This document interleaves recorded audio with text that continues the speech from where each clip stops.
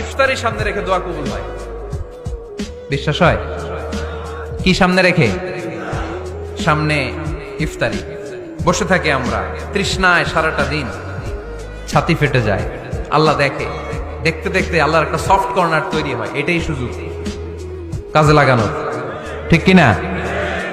মুমিন যোগ্য যে কোপ মারে, সময় মতো কাজ করে, ঠিক কিনা?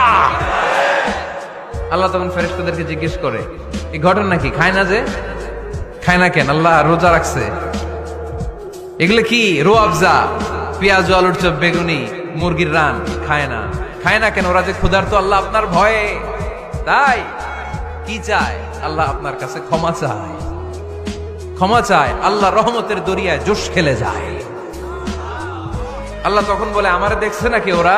ফেরেশতারা বলে, না দেখে নাই। আমার জান্নাত জাহান্নাম দেখেছে? না দেখে নাই। আমারে না দেখে, জান্নাত জাহান্নাম না দেখে আমার এত ভয় করে।